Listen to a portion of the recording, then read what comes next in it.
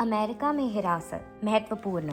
बिना कानूनी दर्जे के जो कोई व्यक्ति सीमा पार करता है उनको हिरासत में लेने का खतरा है, जो अप्रवासियों के लिए जेल की तरह काम करता है। भले ही आप मानवीय पैरोल जैसी प्रक्रिया के माध्यम से अमेरिका सरकार की अनुमति के साथ सीमा पार कर रहे हो। यह वीडियो अमेरिका के भीतर आव्रजन हिरासत और उससे जुड़े खतरों के बारे में बताने जा रहा है। अमेरिका में आव्रजन हिरासत क्या है? अमेरिका की आव्रजन प्रणाली के भीतर हिरासत केंद्र का उद्देश्य है कि वह उन व्यक्तियों को पकड़ के रखे जो कि निर्वासन का इंतजार कर रहे हैं या जिन पे वीजा उल्लंघन करने के संदेह है या जिन्होंने अनुमति के बिना प्रवेश या अन्य नागरिक आव्रजन उल्लंघन किया है। सीमा पार या अमेरिका में पकड़े गए गैर अमेरिकी नागरिकों को सरकार आव्रजन एजेंसियों द्वारा उनकी आव्रजन कार्यवाही से पहले या उसके दौरान हिरासत में लिया जा सकता है। सीमा पार पकड़े गए प्रवासियों को पहले सीमा शुल्क और सीमा सुरक्षा (CBP) द्वारा संचालित प्रसंस्करण केंद्रों में रखा जाता है, जिसके बाद उन्हें आव्रजन और सीमा शुल्क प्रवर्तन (ICE) द्वारा संचालित निरोध केंद्रों में स्थानांतरित किया जा सकता है। अमेरिका में प्रवेश करते समय किसी हिरासत में लेने का खतरा है। जो कोई भी सीमा पार करता है, भले ही आप शरण मांगने की कोशिश कर रहे हैं और अगर आप सीमा के प्रवेश पर भी पार करते हैं, एक डिटेंशन सेंटर में हिरासत में रहने का जोखिम उठाते हैं। एक व्यक्ति को हिरासत में लेने के कई कारण हैं। प्रवेश पर हिरासत में लिए जाने का जोखिम अधिक होगा यदि आपका किसी भी देश में अपराध संबंधी रिकॉर्ड हो। आप अमेरिका में एक अपराध के लिए गिरफ्तार या आरोपित है, भले ही यह बहुत पहले हुआ हो। आप पहले अमेरिका से निर्वासित या आदेशित किए गए थे। आपसे पहले इमिग्रेशन सुनवाई की तारीखें छूटी हैं। आपने बिना अनुमति के सीमा को पार किया, जैसे एक नदी या रेगिस्तान को पार करके। आप एक अकेले आदमी बिना बच्चों के यात्रा कर रहे हैं। आपके टैटू हैं जो किसी आपराधिक दल या समुदाय से जुड़े हैं। यदि किसी व्यक्ति को अमेरिका में प्रवेश करते समय हिरासत में नहीं लिया जाता है जब वह अमेरिका के अंदर हो, उस समय अगर उन पर किसी भी समय एक अपराध का आरोप लगता है, यातायात उल्लंघन सहित, उसके लिए उन्हें ICE डिटेंशन में भी भेजा जा सकता है। इमिग्रेशन कार्यवाही आपराधिक न्यायालय में कार्यवाही से अलग है। इसका मतलब यह है कि यदि कोई व्यक्ति दंड का भुगतान करता है या आपराधिक अदालत द्वारा आवश्यक जेल में समय पूरा करता है, तो भी उस व्यक्ति को उनके आपराधिक मामले समाप्त होने के बाद आव्रजन हिरासत में भेजा जा सकता है। ICE डिटेंशन सेंटर कौन चलाता है? ICE गैर नागरिकों को हिरासत में रखने के लिए विभिन्न सुविधाओं का उपयोग करता है। इन सुविधाओं में राज्य और संघीय जेलों के साथ साथ निजी निरोध केंद्र भी शामिल हैं। निजी जेल कंपनियां संविदा निरोध सुविधाओं का स्वामित्व और संचालन करती है। इसका मतलब है कि ICE के साथ अनुबंध करने वाले निजी निकायों को अमेरिकी सरकार से प्रवासियों को उनकी सुविधाओं में हिरासत में लेने के लिए बहुत पैसा मिल रहा है। ICE की हिरासत में हर दिन 70% से अधिक लोगों को निजी हिरासत में रखा जाता है। इन सुविधाओं में मूल आवश्यकता जैसे टूथपेस्ट, साबुन, फोन कॉल आदि के लिए लोगों को अधिक मात्रा में पैसा चार्ज करना आम है, जो लोगों को जेलों में काम करने के लिए मजबूर करता है, आमतौर पर बहुत कम पगार के लिए, लगभग $1 प्रतिदिन। लोग कब तक ICE डिटेंशन में रहते हैं? कुछ लोगों को केवल कुछ सप्ताहों के लिए हिरासत में लिया जाता है, जबकि अन्य को उनकी पूरी अप्रवासन कार्यवाही के लिए हिरासत में लिया जाता है, जो 1 वर्ष या उससे अधिक तक हो सकती है। आमतौर पर पहले से यह जानने का कोई तरीका नहीं होता है कि किसी को ICE हिरासत में कितने समय तक रखा जा सकता है। यदि किसी को हिरासत में लिया जाता है तो वो एक औपचारिक अनुरोध जारी कर सकते हैं हिरासत से निकलने के लिए, लेकिन कोई गारंटी नहीं है कि अनुरोध स्वीकार किया जाएगा। अक्सर यदि ICE या एक आव्रजन जज किसी को रिहा करने के लिए सहमत होता है, तो उस व्यक्ति को भी कम से कम $1500 अमेरिकी डॉलर्स का बॉन्ड भुगतान करना पड़ सकता है। यदि किसी का आपराधिक इतिहास है, तो यह अधिक संभावना है कि बॉन्ड बहुत अधिक सेट किया जाएगा या अनुरोध अस्वीकार किया जाएगा। हालांकि अगर किसी का कोई आपराधिक इतिहास नहीं है, तो भी उन्हें उनके रिहाई के अनुरोध को खारिज किया जा सकता है। ICE निरोध सुविधाएं कैसी होती हैं?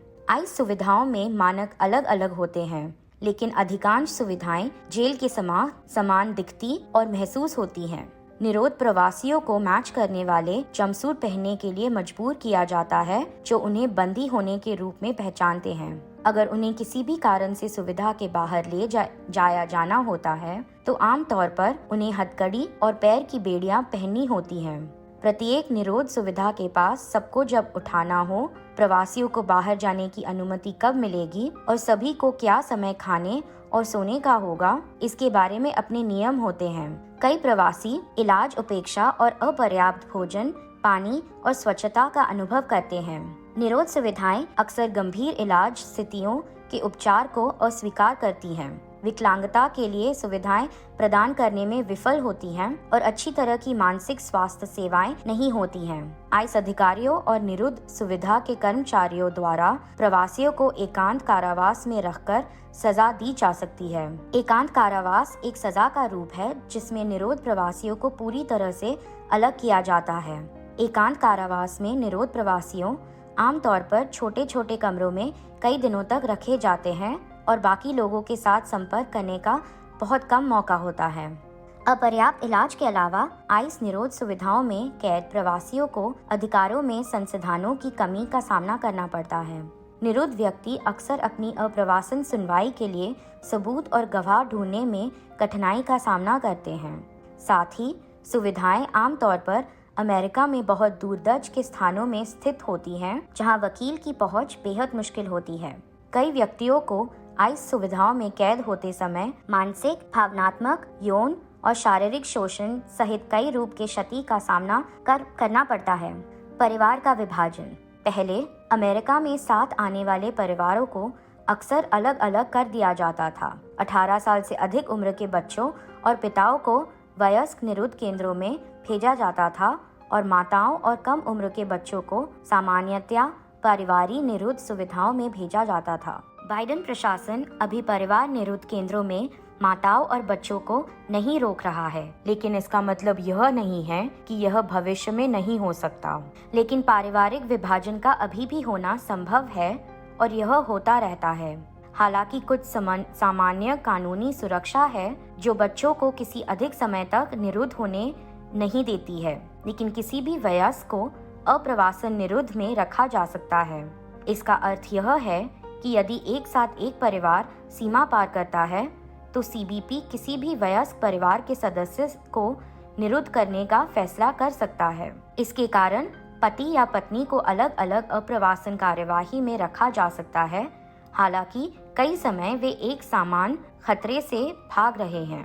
18 साल से कम बच्चे जो अपने जन्मात माता पिता के बिना बॉर्डर पार पहुंचते हैं, उनके साथ एक अलग प्रक्रिया होती है। यदि बच्चे जन्मात माता पिता के अलावा अन्य परिवार के सदस्यों के साथ यात्रा कर रहे होते हैं, तो वे उन परिवार के सदस्यों से अलग कर दिए जाते हैं। इस प्रक्रम के दौरान इन बच्चों को अकेले बच्चों के लिए विशिष्ट सुविधाओं में रखा जाता है। निरुद्ध और LGBTQ+ समुदाय। आईएस निरुद्ध में होते समय कई व्यक्ति, विशेष रूप से समलैंगिक लोग, कई रूपों के क्षति का सामना करते हैं। इसमें मानसिक, भावनात्मक, यौन और शारीरिक शोषण शामिल है।